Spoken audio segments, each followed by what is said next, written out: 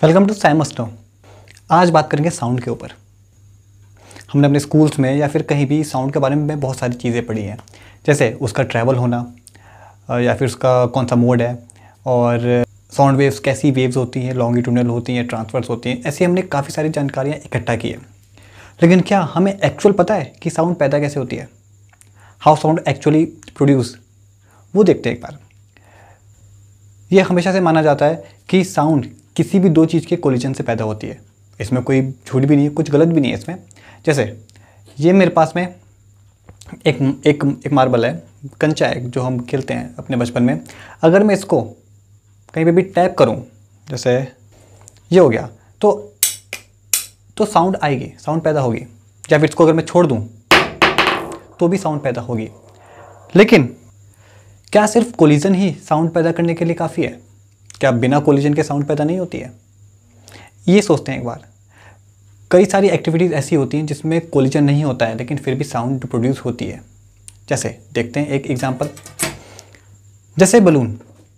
अब बलून है मेरे पास में, अगर इसको मैं बर्स्ट करूं, अगर इसको मैं बर्स्ट करता हूं तो बहुत ही ज़्यादा साउंड आती है इसके फटने की। जैसे ये मेरे पास में एक, इसको शीट बोल सकते हैं, एक मेटल की शीट है। इससे अगर मैं इसको बर्स्ट करूं तो काफ़ी ज़्यादा साउंड आएगी। लेकिन ये कोलिजन इतना स्ट्रॉन्ग नहीं है कि कोलिजन की वजह से ये साउंड हो, क्योंकि बहुत ही पतला सा, बस मुझे होल करना है इसमें और ये बर्स्ट हो जाएगा, लेकिन साउंड बहुत तेज आएगा। तो क्या ये कोलिजन की वजह से हुआ है? क्या मैंने इतनी जोर से मारा था कि इस कोलिजन की वजह से इतना साउंड आया है? नहीं, ऐसा नहीं हुआ है। बहुत सारे और भी एग्जाम्पल है जिसमें कोलिजन नहीं होता लेकिन फिर भी आवाज़ आती है। जैसे हमारा विस्लिंग, सीटी बजाना। सीटी बजाने पे भी जो आवाज़ आती है वो भी कोलिजन से नहीं आती। दूसरी चीज़, एक और चीज़ होती है, जैसे हम करते हैं, हम जीप को पहले अपने तालू पे चिपकाते हैं, फिर वैक्यूम क्रिएट करके उसको दोबारा से खींचते हैं, तब एक साउंड आती है। वहाँ भी कोलिजन नहीं होता, ठीक है। और जैसे एक और चीज़ है मेरे पास में, ये बांसुरी। अगर इस बांसुरी को देखा जाए, इसको अगर मैं बजाऊं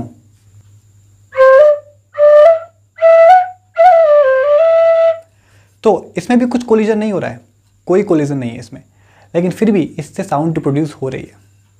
इसका मतलब कि कोलिजन मैंडेटरी नहीं है कि साउंड प्रोड्यूस हो रहा है तो कोलिजन होना ही चाहिए, ऐसा ज़रूरी नहीं है। ये हमें यहाँ से मालूम लग गया है।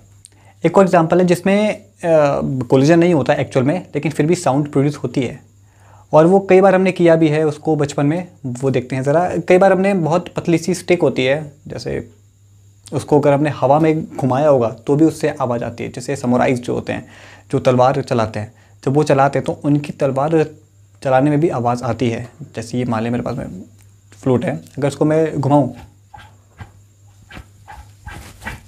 तो इससे भी आवाज़ आ रही है। और जैसे ये मेरे पास में स्केल है, जो अगर इसको घुमाया जाए, ये भी तलवार से कम नहीं है, अगर इसको मैं घुमाऊँ तो एक साउंड आ रही है इससे। पता नहीं माइक से वहाँ तक पहुँच पा रही है कि नहीं, लेकिन एक साउंड इससे आ रही है। तो ये जो आवाज़ है ये भी क्यों आ रही है? क्योंकि देखा जाए तो जो हवा के मॉलिक्यूल्स हैं वो इतने ज़्यादा बड़े नहीं होते कि वो कोलाइड करके आवाज़ देंगे। इसका मतलब कोलिजन से आवाज़ नहीं आ रही है, कुछ और कारण है इसका, इसके वॉल्यूम के पीछे। तो यहाँ तो कोई भी चीज़ कोलाइड नहीं हो रही है, फिर आवाज़ आ रही है। कहाँ से आ रही है भी देखेंगे, लेकिन कुछ और पहलू है जहाँ पे हमें देख लेना चाहिए एक बार। जैसे क्या वाइब्रेशन से भी साउंड पैदा होती है? बिल्कुल, जैसे हमारे पास में ट्यूनिंग फॉर्क होती है, ट्यूनिंग फॉर्क से वाइब्रेशन से साउंड पैदा होती है। देखते हैं कैसे। ये जो मेरे पास में ट्यूनिंग फॉर्क है, इससे भी साउंड पैदा होती है जब ये वाइब्रेट होता है। जैसे हमने अपने मंदिरों की घंटियों में देखा है, जब उसको हम बजाते हैं तो काफ़ी देर तक साउंड आती रहती है, क्योंकि वो जो घंटी है वो बहुत देर तक वाइब्रेट होती रहती है। जैसे हमारे घरों में, घरों में जो थालियाँ होती है, जब वो गिरती हैं तो वो भी वाइब्रेट होती हैं, इसलिए बहुत देर तक आवाज़ आती है। अगर किसी थाली को मैं ऊपर से पकड़ लूँ और टैप करूँ तो बहुत देर तक आवाज़ आएगी। इसका मतलब उसमें भी वाइब्रेशन है। तो वो देखते हैं वाइब्रेशन है कि नहीं। ये बॉल का काम क्यों है मैं भी बताता हूँ, वाइब्रेशन देखने के लिए कि वाइब्रेशन है कि नहीं एक्चुअल में, ठीक है।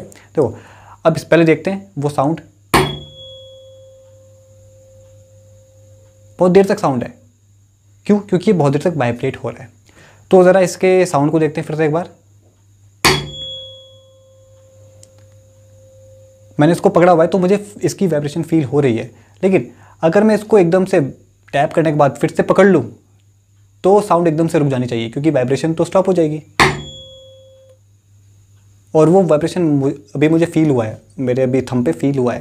लेकिन वाइब्रेशन देखने के लिए इसका इस्तेमाल करते हैं, जैसे ये है मेरे पास में।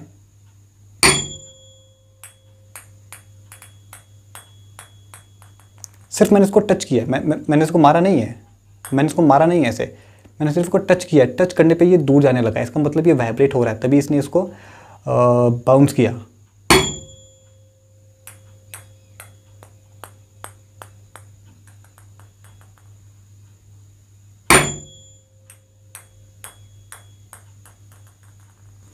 इसका मतलब इसमें वाइब्रेशन है। अब एक और चीज़, जो ये मेरे पास में शीट है मेटल की, इससे देखते हैं एक बार मैं इसको क्यों लेके आया हूँ। स्केल तो था ही मेरे पास में, लेकिन इससे भी एक बहुत ही इंटरेस्टिंग साउंड पैदा होती है, जो कि मैंने तब नोट किया था जब घर में पेंट हो रहा होता है, जब वाइट वॉश हो रही होती है, तो जब पुट्टी लगाते तो एक पत्ती आती है उसके साथ में, एक ऐसे शीट आता है मेटल का, उसको जब ऐसे प्रेस करो तो उससे आवाज़ आती है एक, जैसे ये देखो।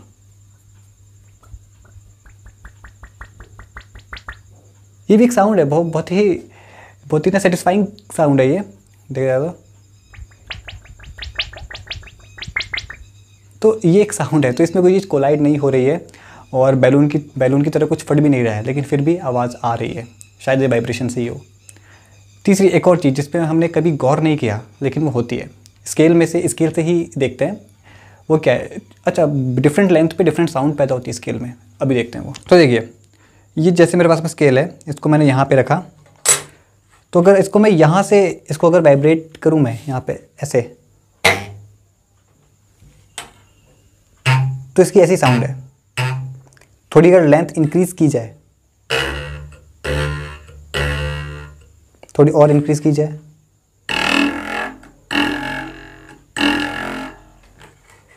थोड़ा और, मतलब हर बार एक डिफरेंट साउंड आ रहा है,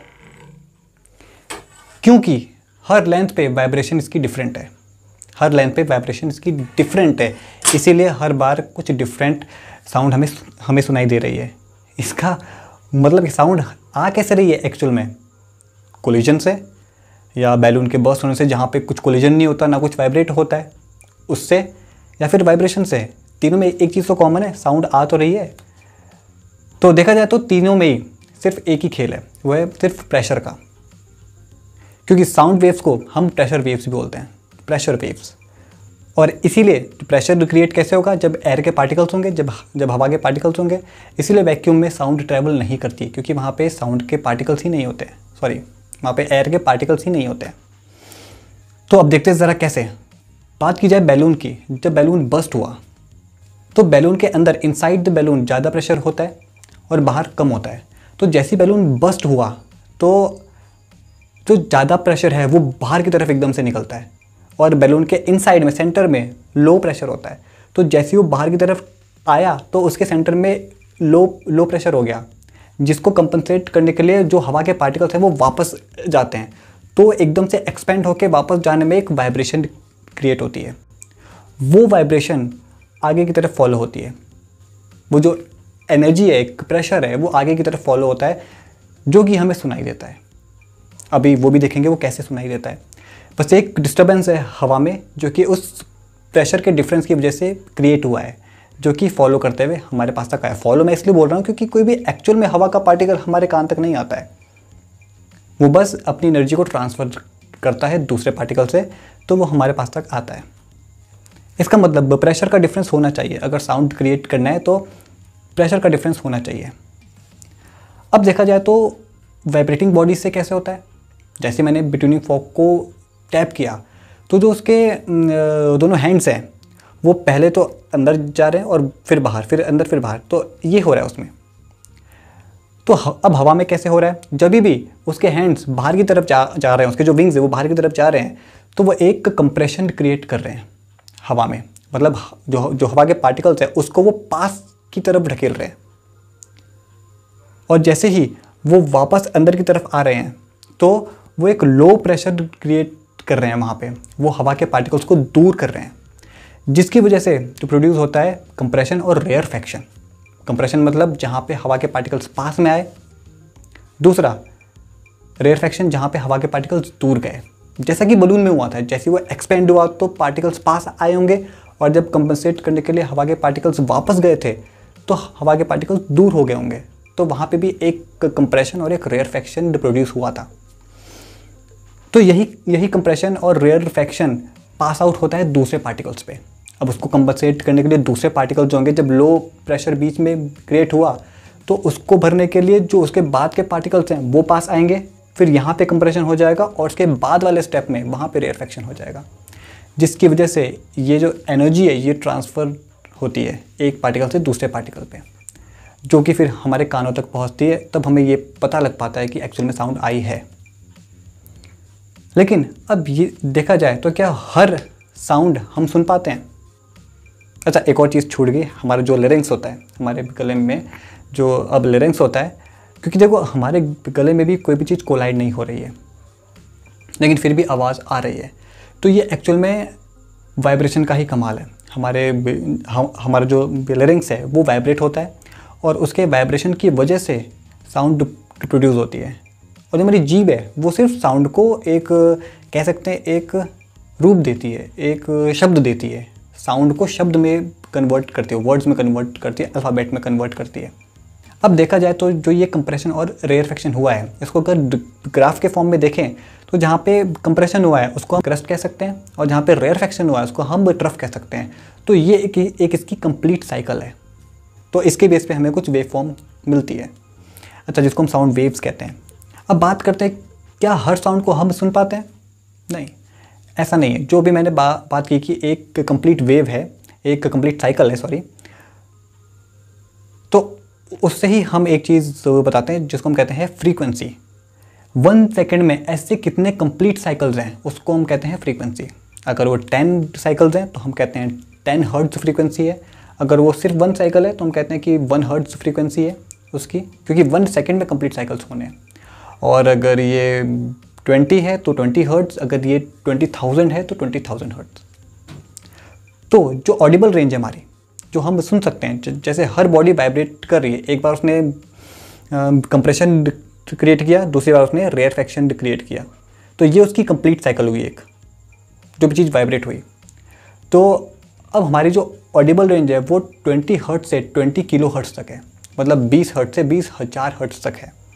कोई ऑब्जेक्ट अगर 1 सेकेंड में 20 बार कंप्लीट वाइब्रेशन से 20,000 बार कंप्लीट वाइब्रेशन करता है तो हम वो सुन सकते हैं, क्योंकि वो अब उसने क्या किया होगा, उसने कुछ पार्टिकल में वाइब्रेशन क्रिएट किया है जो कि हमारे कानों तक पहुंचता है। फिर हमारे जो एयर ड्रम्स है वहाँ पे भी वो वाइब्रेशन वो सेंस करता है, जिसको वो आगे ले जाके ब्रेन तक पहुंचाता है, और तब हमें मालूम लगता है कि एक्चुअल में साउंड क्रिएट हुआ है। और अगर ये फ्रीक्वेंसी 20 से कम है या 20,000 से ज़्यादा है तो हमारे कान उस हिसाब से बने ही नहीं है कि वो उसको सेंस कर पाएँ, उस वाइब्रेशन को। अब जो 20 के नीचे जो वेव्स होती हैं, अब हम इसको, क्योंकि ये एक वेव फॉर्म में है तो हम इसको साउंड वेव्स बोलेंगे। तो जो 20 के नीचे हैं उनको क्या कहते हैं? उनको कहते हैं इंफ्रासोनिक, ठीक है, या फिर इंफ्रासाउंड। और जो हमारी 20 किलो हर्ट्ज़ 20,000 हर्ट्ज़ से जो ज़्यादा है उनको कहा जाता है अल्ट्रासाउंड या फिर अल्ट्रासोनिक। तो कई सारे ऐसे जीव हैं जो कि इंफ्रासोनिक में बात करते हैं, बातें मतलब कि उनकी जो साउंड होती है वो इंफ्रासोनिक में होती है। और जो कई सारे ऐसे जानवर होते हैं, जीव होते हैं जो कि अल्ट्रासाउंड में बातें करते हैं इन द सेंस उनकी जो साउंड होती है वो अल्ट्रासाउंड में होती है। हम किसी भी जानवर की आवाज़ तब सुन पाते हैं जब उसकी जो आवाज़ है वो 20 से 20 किलो हर्ट्ज़ की फ्रीक्वेंसी में होता है। जैसे कोई भी कुत्ता है, बिल्ली है, गाय है, जो भी है, इन सब की आवाज़ हम तभी सुन पाते हैं जब इस रेंज में होती है। इसका मतलब ये नहीं कि बाकी जो जानवर हैं उनसे आवाज़ नहीं निकल रही है, वो भी, उनसे भी आवाज़ निकल रही होगी, लेकिन हम नहीं सुन पाते उसे, कई और जीव उसे सुन पाते होंगे। जैसे इलेक्ट्रोमैग्नेटिक वेव्स हैं, जैसे radio waves, microwaves, UV rays, visible light और एक्स रेज, गामा रेज, बहुत सारी होती हैं। लेकिन हम क्या देख पाते हैं? हम देख पाते हैं सिर्फ वो विजिबल रेंज में जो होती है, 400 नैनोमीटर से 700 नैनोमीटर के बीच में जिसकी वेवलेंथ होती है, हम सिर्फ वही देख पाते हैं। इसका मतलब ये नहीं है कि बाकी वेव्स हैं ही नहीं, वो बस हम नहीं देख पा रहे हैं, क्या पता कई जीव उनको देख पाते हों। उसी तरीके से साउंड में भी ऐसा ही है। तो हमने इसमें देखा आज कि साउंड सिर्फ कोलिजन से नहीं, कई सारे मैकेनिज्म से पैदा होती है, जैसे बलून हो गया, फ्लूट हो गया और थंडरस्टॉर्म हो गया। अच्छा, थंडरस्टॉर्म से कैसे साउंड पैदा होती है इसकी बात करेंगे, might be in some other videos, तो उसकी बात उसमें करेंगे। और वाइब्रेशन से कैसे साउंड पैदा होती है, डिफरेंट टाइप्स ऑफ वाइब्रेशन में डिफरेंट टाइप्स ऑफ साउंड्स पैदा होती है। तो घर में एक्सपेरिमेंट करते रहें और बाकी वीडियो के लिए साथ में जुड़े रहें। Thanks for watching.